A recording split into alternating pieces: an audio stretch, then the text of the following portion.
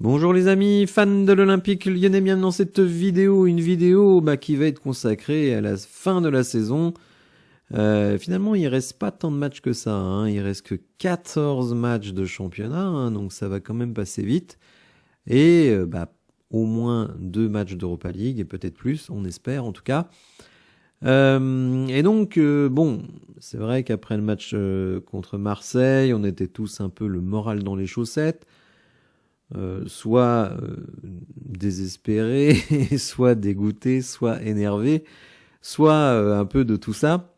Et donc, je me suis dit, bon, quand même, on va pas céder à la panique, on va essayer de trouver un petit peu des motifs d'espoir pour cette fin de saison. Alors, déjà, je trouve que les 2 premiers motifs d'espoir que je vois, c'est déjà qu'on a, je pense, un très bon entraîneur. Je pense aussi que, et on va le voir tout de suite, on a une équipe qui n'est pas si mauvaise que ça. Il y a des joueurs qui sous-performent, il y a des joueurs qui sont décevants, il y a des joueurs qui sont pas au niveau, mais bon, on vise pas le titre de champion de France, gagner l'Europa League, bon, c'est pas totalement exclu, mais c'est pas non plus une évidence. Notre objectif, c'est de faire top 3, ça va être très difficile, éventuellement top 4, mais au moins se qualifier pour la Ligue Europa l'année prochaine. Donc si on regarde l'effectif, finalement, on a un 11 titulaire, franchement, qui, moi, je trouve, tient la route. Perry, c'est quand même un des meilleurs gardiens du championnat. Tagliafico, idem à son poste, c'est un des meilleurs. Niakate, très bon dans les duels, moins dans la relance, moins dans les placements. Mata, celui qui se donne le plus. D'ailleurs, vous avez peut-être vu que le Galatasaray était intéressé par Mata, a fait même 2 offres à l'Olympique Lyonnais. La deuxième offre à 8 millions pour l'OL et 3 années de contrat avec une augmentation de salaire pour Mata. Donc, il ne partira pas cet hiver, évidemment, parce qu'on ne peut pas le remplacer. Mais attention, l'été prochain, je pense que le Galatasaray, sans doute, reviendra à l'assaut. Et il faut savoir que Mata, il se laissait tenter. Évidemment, il a 31 ou 32, donc 3 ans avec une augmentation de salaire. Évidemment, ça l'intéresse. Du côté droit, on a Koumbedi. C'est pas terrible, mais bon, il fait plutôt des bons matchs récemment. C'est pas non plus la sécurité sociale. Et on a en rotation Maitland-Niles. Alors c'est vrai que sur les autres postes, par contre, les rotations, c'est très faible. Kaletakar, Omari, Abner, ça casse pas 3 pattes à un canard, mais on va le voir tout à l'heure dans le calendrier qui se présente. Finalement, on peut compter quand même sur plutôt nos titulaires. Il y aura peu de rotation parce que finalement, comme je l'ai dit, 14 matchs en 4 mois, ça fait 1 match par semaine. Alors oui, il y aura les matchs de Coupe d'Europe. Oui, il y aura au moins une trêve internationale, mais on va voir que le calendrier va permettre de limiter les rotations. Tolisso, c'est le meilleur milieu depuis le début de la saison. Matic, ça tient la route avec 1 match par semaine. Hein. Quand il y en aura 2, ce sera plus compliqué. En rotation, Verretou, on attend toujours qu'il se réveille. Et Tessman, vous savez que moi je compte pas beaucoup sur Tessman, mais bon, c'est pas non plus un peintre. Bien, et puis en numéro 8, alors on a juste Almada, mais bon, si on veut le faire jouer 10, on peut mettre Cherki ici, Almada ici, ou mettre Fofana à droite, ou Nuama à droite, et puis Cherki en 10. Bon bref, il y a quelques petites combinaisons possibles, et nos 2 numéros 9, c'est quand même des buteurs. Alors oui, ils sont en crise de confiance, et d'une certaine manière, les statistiques pourraient nous faire penser qu'il y a bien un moment donné où ils vont commencer à rescorer. D'ailleurs, ça a été le cas de Mikotadze. Pendant quelques temps, il a vraiment été très efficace. Alors, ce que je pense, c'est qu'effectivement, on a des problèmes, notamment sur la préparation physique. J'en parle depuis le début de la saison. Et une préparation physique ratée l'été dernier, ça se rattrape pas si facilement que ça. Alors quand même, si on regarde tout le mois de février, finalement, Paulo Fonseca, il va avoir beaucoup de temps pour travailler avec son équipe. Alors oui, il y a des internationaux, ça je ne veux pas vous dire le contraire, mais malgré tout, on va le voir, là, sur le calendrier, il y a quand même beaucoup de temps pour essayer de travailler collectivement, se refaire du physique et aborder donc la deuxième partie de la saison avec de certaines ambitions. Donc le calendrier de l'Olympique Lyonnais, vous le voyez, on va jouer évidemment face à Reims. D'ailleurs, je vous invite à aller liker ma vidéo du live qui a déjà été publiée. On recevra Montpellier une semaine plus tard. On jouera ensuite une semaine plus tard face au Paris Saint-Germain. Ensuite, il y a une trêve internationale de 2 semaines, on enchaîne Brest, mais vous voyez, après, c'est toujours une semaine entre chaque match. Donc, quand même, ça laisse du temps à Paulo Fonseca de mettre en place ce qu'il veut. Alors, c'est pas le même type de coaching que Pierre Sage. Pierre Sage, il était un peu dans la calinothérapie. Fonseca, lui, il sort plutôt la trique. Donc, bon, c'est pas tout à fait les mêmes choses. Alors, malheureusement, il faudrait pas pour Fonseca que ça tourne à la Fabio Grosso, qui, lui, justement, voulait plutôt mener la trique que la calinothérapie, et malheureusement, il s'y est cassé les dents. Là, il me semble quand même que c'est une situation un petit peu différente, parce que finalement, quand on regarde le 11 de départ, il y a quand même très très peu de joueurs qui étaient là sous Fabio Grosso.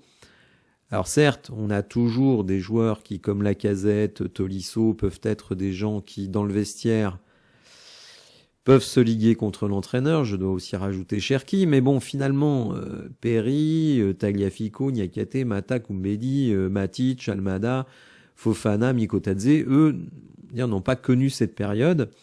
Enfin, Mata, si, pardon, Koumbedi un petit peu aussi, mais vous voyez, bon, c'est pas des mecs qui sont spécialement là pour casser les pieds de l'entraîneur.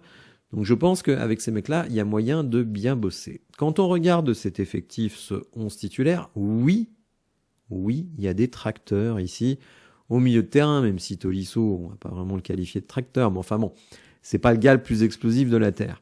Mais quand même devant, on a un Thiago Almada qui est vraiment un mec qui a du ballon, on a Ryan Cherki, pas la peine de le présenter, idem pour Fofana, et on a Mikotadze. Moi, je pense qu'il faut quand même se poser la question de la titularisation de Mikotadze. C'est pas une sanction contre Lacazette, puisque de toute façon, les deux ne marquent pas en ce moment. C'est simplement de redynamiser cet effectif, peut-être faire moins de pressing, parce que je pense que finalement, au global, on n'a pas vraiment une équipe pour faire du pressing. Donc, on peut faire du pressing de manière très ciblée, de manière isolée, mais je trouve en tout cas qu'avec ce quatuor offensif Fofana, Almada, Cherki et Mikotadze, il y a moyen quand même d'avoir beaucoup plus de vitesse, de jouer davantage sur la profondeur. Alors évidemment, ça implique un petit peu un changement de paradigme pour Paulo Fonseca, qui est un adepte de la possession, qui aime bien effectivement dominer le jeu, comme il le dit, mais je me demande si avec les joueurs qu'on a, on ferait pas mieux de jouer le contre, tout simplement. Un peu à la Rudy Garcia, vous attendez vos adversaires et vous essayez de les contrer. Alors oui, face aux grosses équipes, c'est possible. Face aux plus petites équipes, évidemment, ce ne sera pas le cas. On aura des blocs bas, mais je trouve qu'avec des blocs bas, avoir Almada, avoir Cherki, avoir Fofana, qui sont des joueurs qui peuvent jouer dans des petits espaces, et même Tolisso, voire Matic pour envoyer ces joueurs-là. On sait aussi que Koumbedi apporte, donc offensivement. Donc je pense quand même qu'il y a des possibilités, je ne dirais pas, mais peut-être que je me trompe, peut-être que vous ne serez pas d'accord dans les commentaires, j'attends d'ailleurs de vous lire, mais je ne trouve pas qu'on ait un effectif de 7e. Voilà, on est 7e actuellement, et je trouve que quand je vois ces joueurs-là, pour moi, ça, c'est pas 7e. Alors, on peut le constater, le problème de la préparation physique, c'est qu'elle impacte la qualité du pressing, qu'elle impacte, je dirais, la présence physique de l'équipe sur la durée d'un match, mais surtout, quel impact quand on joue 2 matchs par semaine. On a bien vu que, oui, le PSG nous a démantibulé, je ne vais pas dire le contraire. Mais quand même, ça arrivait après Francfort, qui est le match sans doute dans lequel on a mis le plus d'intensité cette saison. Les matchs de championnat qu'on a eus en 2025, sauf le premier, arrivaient après soit des matchs de Coupe de France, soit des matchs de Coupe d'Europe. Donc là aussi, on n'avait pas forcément, je dirais, une caisse physique suffisante. Alors là, si on repasse à un match par semaine, si Paulo Fonseca met à profit finalement le calendrier plutôt favorable, avec un match par semaine et une trêve internationale, peut-être qu'on peut retrouver, peut-être pas une forme athlétique optimale, mais en tout cas bien supérieure à ce qu'on a maintenant. Malgré tout, il y a déjà, on va dire, intrinsèquement des choses intéressantes dans notre équipe et qui montrent quand même qu'on est capable de créer des choses. Alors, au niveau des expected goals, c'est pas flamboyant, on n'est que 6e du championnat, mais vous voyez par contre, on a eu 33,4 expected goals, on n'a marqué que 29 buts. Ce qui veut dire aussi, et je l'avais déjà dit dans une vidéo récente, Bien que parfois on n'est pas si loin que ça, vous voyez, même à Marseille. Alors c'est vrai qu'on se fait défoncer en fin de match, mais on a des balles de 2-0 contre Nantes, pareil, on peut mener le match, et dans d'autres matchs aussi. Et la plupart de nos matchs se jouent à un but d'écart. Donc évidemment, si vos offensifs ne font pas le travail, je rappelle quand même que Lacazette, c'était plutôt quelqu'un qui surperformait par rapport à ses XG, idem pour Mikotadze. Donc on peut quand même espérer qu'à un moment donné, ces mecs-là se réveillent. J'aimerais bien aussi que les milieux apportent plus de danger offensif, notamment avec des tirs lointains. Alors Tolisso a mis quelques buts cette saison, mais Matic ne tire jamais au but. On nous a vanté Tessman comme quelqu'un qui pouvait tirer de loin, donc là j'attends de le voir. Et ça finalement, il n'a pas réussi à décoincer ça sous Pierre Sage. Peut-être que Paulo Fonseca va lui permettre de montrer ses qualités. Les a-t-il réellement? Je ne sais pas, c'est ce qu'on nous dit. Moi je ne l'invente pas. Donc ça, c'est une première chose. Je trouve qu'on est en sous-performance par rapport à nos XG. Si on regarde les autres grosses équipes du championnat, alors on va voir que le Paris Saint-Germain, 52 XG, 52 buts. Donc là, difficile de faire mieux. On voit que Monaco sous-performe aussi. 43 XG, seulement 36 buts. Mais Nice, 36 XG, 37 buts. Marseille, 35 XG, 42 buts. Donc énorme sous-performance. Et Lille, 33,8 XG, 33 buts. Donc vous voyez que finalement, parmi les gros, avec Monaco, on est ceux qui sous-performons le plus, ou le moins, vous direz ce que vous préférez, par rapport à la qualité de nos occasions. Alors on pourra dire aussi, regarde Lens, ils ont 33 XG, ils ont mis que 23 buts, donc eux aussi sous-performent énormément. Mais bon, je dirais que globalement, c'est quelque chose qui peut être amélioré parce que nos joueurs, ils ont quand même un historique d'efficacité. Vous voyez, c'est pas comme s'ils avaient toujours été mauvais. Alors, je ne sais pas si le coach va trouver les mots, je ne sais pas si eux vont se remettre en question suffisamment, je ne sais pas si le fait de passer à un seul match par semaine va leur permettre de retrouver de l'explosivité, de la caisse, etc. Ça, je ne sais pas, mais je pense quand même que c'est quelque chose qu'il faut prendre en considération. Autre élément relativement intéressant, vous le voyez, alors le graphique, je vais l'expliquer, ne vous inquiétez pas, c'est un graphique sur les récupérations hautes et l'intensité défensive en Ligue 1. Donc, tout en haut, on retrouve Lens, le Paris Saint-Germain et Marseille.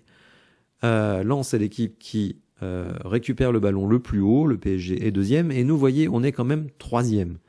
Donc ça veut dire aussi que, malgré la fatigue générée par la Coupe de France et la Coupe d'Europe, on est quand même parmi les équipes qui récupéreront le ballon le plus haut. Au niveau de l'intensité défensive, c'est le nombre d'interventions sans ballon, c'est-à-dire en gros le pressing que vous allez exercer sur l'adversaire. Bon, Monaco est meilleur.